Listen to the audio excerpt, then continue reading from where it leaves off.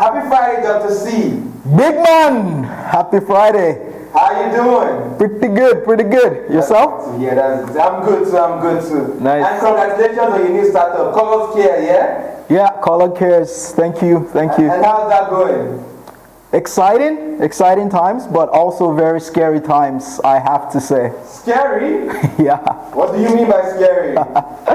You want me to talk about fear, don't you? Yes. I knew you were setting me up for that. I knew you were setting me up for that. Yes. So, all right, I'm gonna indulge you. So, as you know, I've been talking a lot about fear this week, and let me give you some context, right? So, as you know, we started up this platform where we have created a space where young, enterprising people, you know, who have an idea or something they want to put into the world, right? Whether it's music, whether it's you know, discussion and investments, whatever it is. Something they want to put out in the world where they can come and create that content and all of that. So I have a very good friend who we've been working with for the last couple of weeks now, trying to build out content for an idea he's had for a while. Very smart guy, and it's basically focused on business in Africa. Anyways, long story short, he keeps refusing to launch. Right, so we've created content and we keep going back after it over and over again. And in one situation, it's, oh, the light is too blue. In another, it's his hair is too, you know, whatever, is not combed, or he's sweating or whatever. Anyways, he just keeps coming up with excuses why he can't launch. Which is okay until he got me triggered. He said something that's one of my pet peeves, right? The phrase, he said, and I quote, "Don't be mad at me, I am a perfectionist." And that's when I lost it. Right? Because the P word, right? I hate that word, perfectionist. First of all, you don't get to crown yourself as a perfectionist, right? But more importantly, I believe that is just a mask for fear. That is just a mask for insecurity, right? When you're coming up with all sorts of little excuses not to do things, right? So I confronted him and I said, you know, as Gary Vee would often say, you're not a perfectionist, you're just scared, right? You don't want to put yourself out there. Right. So that was the context. So yeah, I've seen this over and over again with a lot of my very good friends who have fantastic ideas, right? But they never want to launch.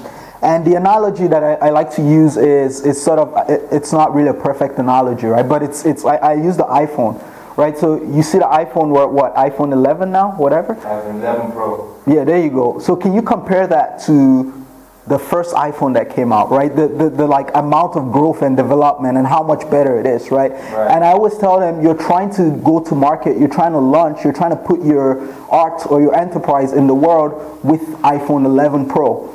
Instead of just like starting with iPhone 1 that you have. It's not a perfect analogy, but you get the drift, right? So anyways, after that brouhaha with my buddy, I'm preparing for a pitch for Color Cares, right? And a thought slipped into my head. And basically it said, Collins, you're a freaking hypocrite.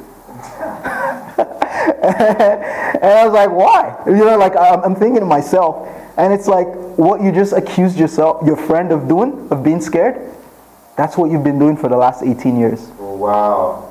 Okay, let me explain, right? Yeah. So basically, as you know, Color Cares is a company that's going to be centered on, you know, fixing or providing a solution to a specific access to health problem across sub-Saharan Africa.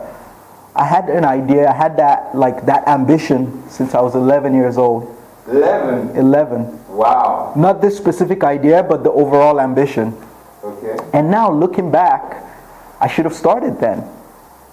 Now this is the caveat. I did start working towards being ready, but I could have, obviously not at this scale, but I could have started that company, that business, that idea, right? But what happened was I kept finding ways to push it, right? So I said, I have to get my medical degree. I did that. Get an MBA. I did that. You know, work in international development. I did that. Work in consulting. I did that. Up until 2 months ago, I was looking for PhD programs.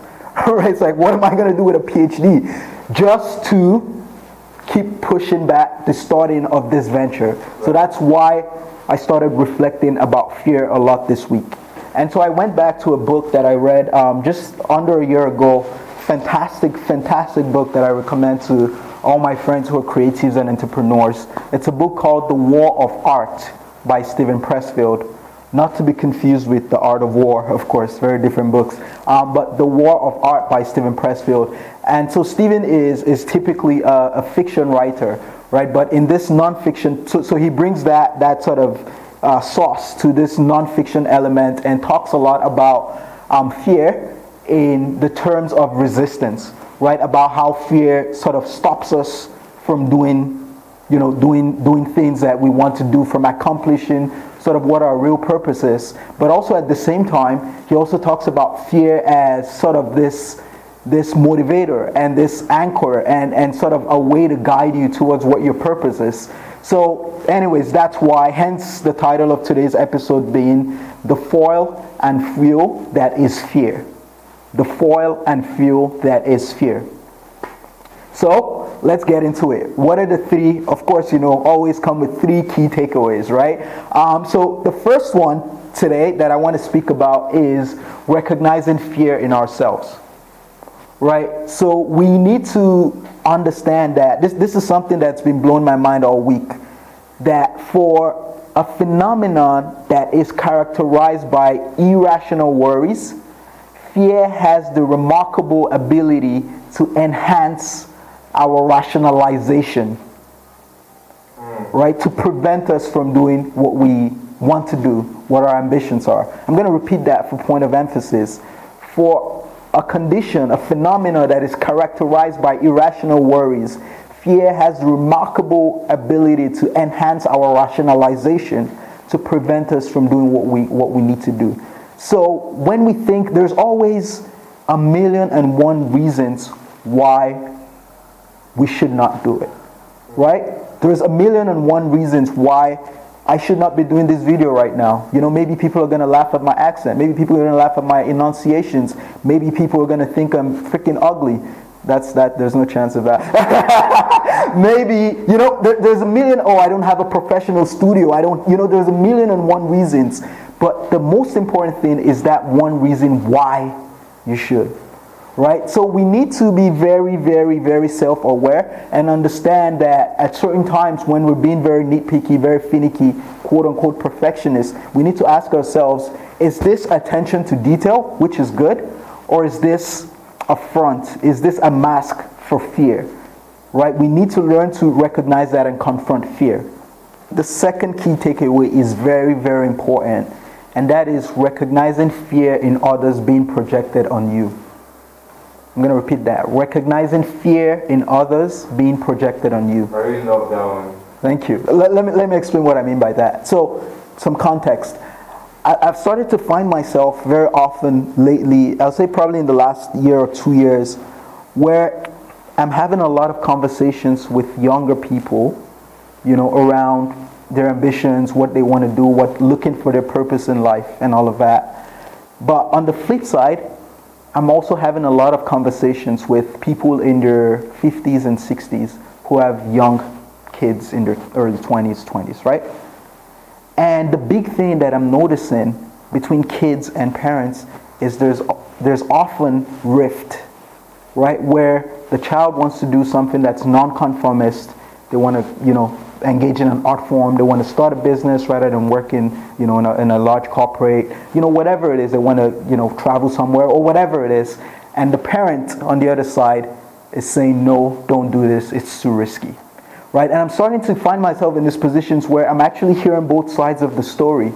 And the most remarkable thing that I've observed is that the parents often, in fact, I could say 100% of the time, in my experience, they're coming from a place of love and fear, right? They're afraid for their children because, of course, parents love their kids, right? But it's that fear that is coming out as, no, you shouldn't do this. No, you should take the safe path. No, you don't know what you're doing. Like, you get what I'm saying.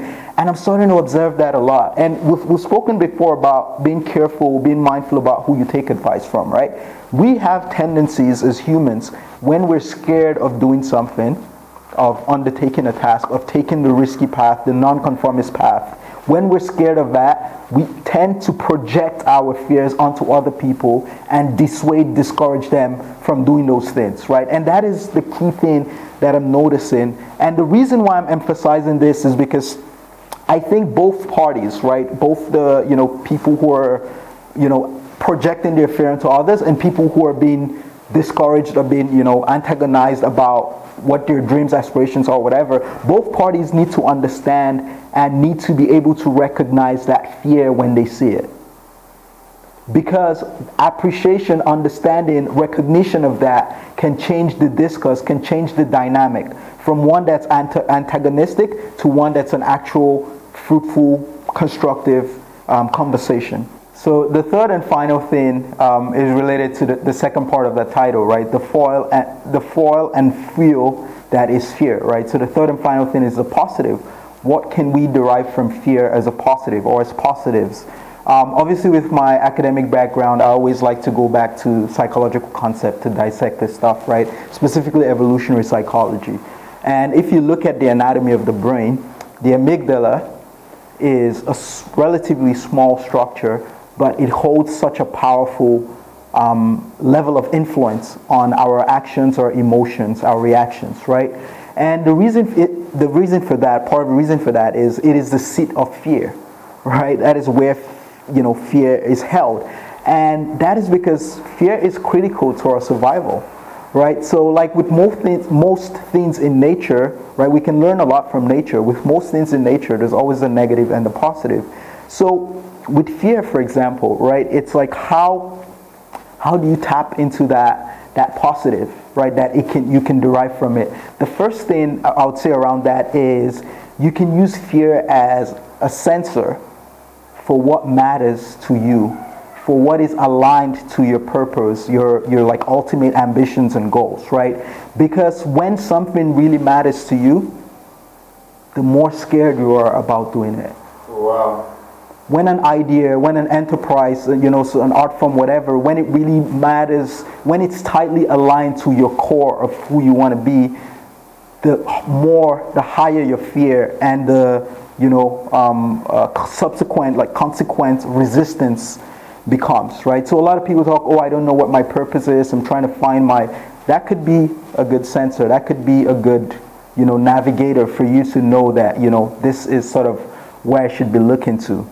Right. Another good thing with fear, just again talking about evolutionary psychology, is that it keeps us, it awakens us. Right. We're hyper alert. We're more creative. So you can tap into that. Right. Like it really keeps us on our toes. Right. It increases our energy, reduces fatigue, and all of that. And then lastly, very, very, very important. And if you don't take anything away from this talk, maybe this is one you have to take from it.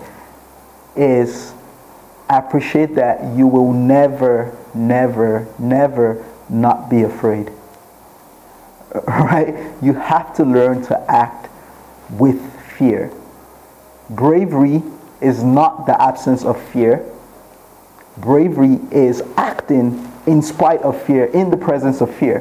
Right? I'll give you a couple of examples. One is Henry Fonda, who some of the older folks might remember, Oscar-winning actor, one of the greatest of all time, right? Even up until he was 75, this is after almost 60 years in the industry. Before he went on stage, so he was also a stage actor. Before he went on stage, every time he had to throw up from fear. So what did he do? He always put a basket or a basin next to his chair in his dressing room. And so every time before going on stage, he would throw up. And guess what he does afterwards? What does he do? He goes on stage. Right? He goes on stage and he acts in spite of that fear, right? Knowing that once he gets on stage, the fear would recede, right? And for me, that was just such an important realization, because I know every morning I'm going to wake up with a tightness in my chest, but I'm going to act in spite of that, right? And so I'll just leave you with a little, one of my favorite quotes from a couplet by Goethe, and it says, "Whatever you can do or dream you can, begin it. Boldness has genius, magic, and power in it. Begin it now." I think that's a good place to end it for today, yeah? Awesome stuff. All right. Bon weekend.